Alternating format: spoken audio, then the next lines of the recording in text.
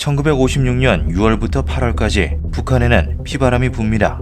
8월 종파 사건이라 불리는 대대적인 정치 숙청이 일어났기 때문인데요.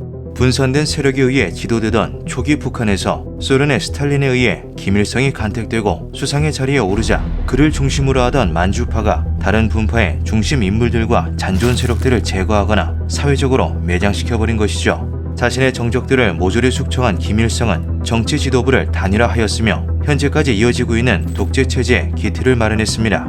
이 과정에서 탄생하게 된 악명 높은 장소가 하나 있는데요. 김일성이 정적을 포함한 그들의 가족을 모아 가두었던 정치범 수용소이죠. 함경남도의 요덕, 단천, 덕성군, 함경북도의 온성, 회령, 화성, 부령군, 평안남도의 천마군, 자강도의 동신군까지 알려진 곳은 5개이나 신설된 것까지 합하면 북한에는 최대 8개의 수용소가 있을 것으로 추측됩니다. 이곳에 나누어 갇혀있는 수감자들은 무려 20만 명이나 되는데요. 23만 명이었던 2021년에 비해선 줄어들었다고 하나 이들은 풀려난 것이 아닌 일전의 팬데믹 사태로 인해 대량 사망한 것으로 예상된다고 하죠. 북한의 정치범 수용소에 관해서는 외부로 드러난 사실이 거의 없습니다. 위성 지도로 대략 확인되는 외관을 제외하면 사실상 표면적으로 드러난 정보가 전무한데요. 그 안에 충격적인 실태는 수용소를 겪고 난 뒤 남한으로 탈북한 탈북자들에 의한 증언이 대부분이죠. 정치범이라는 죄명은 말 그대로 명목상일 뿐 여기에 끌려오는 이들은 자신이 왜 잡혀하는지도 모르는 경우가 태반이며 가족이 저지른 죄로 인한 연좌제 형식으로 온 가족이 다 같이 끌려오거나 단순히 김일성의 외모를 비하했다는 이유만으로 수감되기도 합니다. 그 중에는 김일성의 사진이 실린 신문지를 벽에 도배하였다고 끌려간 이도 있다고 하는데요. 이 외에도 대한민국의 방송이나 가요 등을 감상한 사람, 탈북 시도를 하다가 잡힌 이들, 기독교 신자들도 있죠. 북한은 종교의 자유가 전혀 없는 나라로 모든 종교를 사이비 혹은 미신으로 취급하며 강도 높게 처벌하고 있습니다. 수감자들은 별도의 재판이나 심사 없이 무작정 끌려오기 때문에 자신의 죄명, 복무해야 하는 형량, 출소 가능 여부를 알지 못한 채 끝없는 수감 생활을 시작하게 되죠. 이들 중 혁명화 구역에 수감된 이들은 수년이 걸릴지언정 나갈 수 있다는 일말의 희망이라도 가질 수 있습니다. 물론 그 안에서 갖은 노동에 시달리고 김일성과의 우상화 교육으로 뇌가 절여지다시피 세뇌되지만 혁명화 구역에 수감되는 모든 이들은 그 어떠한 부당한 대우라도 전부 참고 견뎌내는데요. 이보다 더한 지옥의 끝자락, 완전 통제구역으로 떨어지지 않기 위해서이죠. 지구상에 존재하는 최악의 그리고 최대의 인권 말소지대, 북한의 정치범 수용소는 크게 2가지로 나뉩니다. 일정 형기를 채운 후 석방되어 사회로 복귀할 수 있는 혁명화 구역, 그리고 죽어서도 나오지 못한다는 최악의 장소, 완전 통제구역인데요.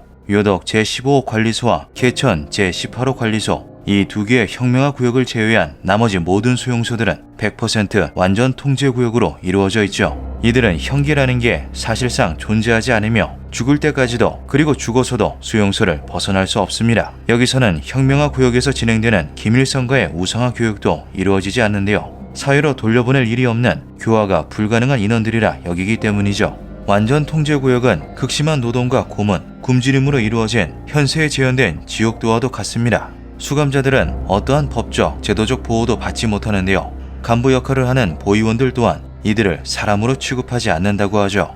완전 통제구역에서 자행되고 있는 비인륜적인 행위들은 그 내용이 너무도 잔혹하여 영상에 차마 담지도 못할 정도입니다. 어린 시절 나치 수용소를 직접 겪은 적이 있는 전 국제사법재판소 소속 법학자 토마스 부어 겐탈이 워싱턴 포스트와의 인터뷰를 통해 북한의 정치 수용소 실태는 내가 보고 겪은 어떤 것보다 더 끔찍하다라고 말했을 정도인데요.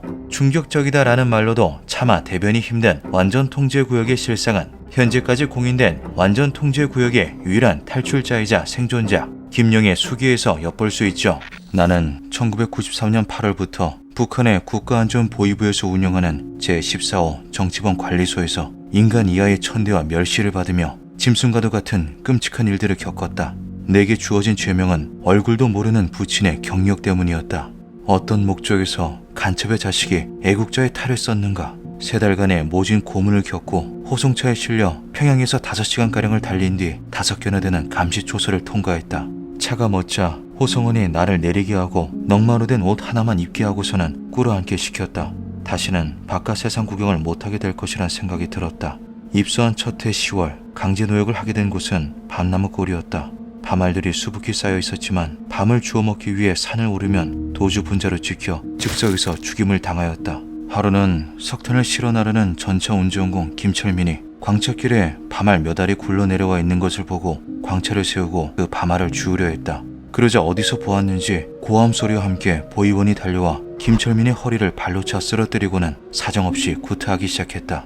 이놈은 사회에 있을 때도 당과 인민에 대한 해독 분자였는데 여기 와서도 자기 잘못을 고치지 못하고 제도적으로 반항을 하다니 이런 해독 분자는 죽어도 싸다. 보이원은 이렇게 외치고는 그의 머리를 구두발로 내려밟은 채 허리춤에서 권총을 뽑아 철커덕 장전을 하더니 그대로 방아쇠를 당겨버렸다. 망치로 귓전을 때리는 듯한 총소리가 울려 퍼졌다.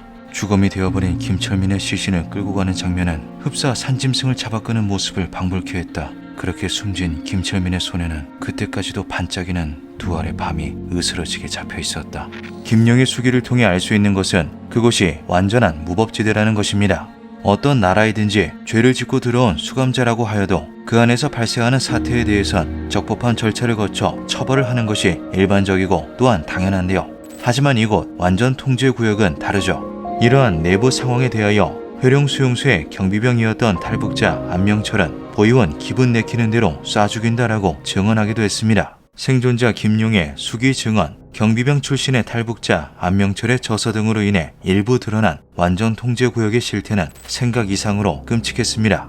그들은 흙벽이 볏집으로 엮은 지붕집에서 모여 살았는데 비가 오는 날에는 온 집안에 물이 샜으며 당연하게도 겨울에는 어떠한 보온장치도 없이 온몸으로 추위를 견뎌야 했는데요. 옷은 넝마 같은 천쪼가리가 전부이며 이마저도 귀하여 죽은 사람이 생기면 너도 나도 달려들어 옷을 찢어 가져갈 정도였죠. 수용소 내부에는 수도시설이 아예 없고 위생구의 공급도 일절 없어 의류를 세척하거나 몸을 씻을 수 없으며 질병에 걸려도 소독 외에는 치료를 받을 수조차 없습니다.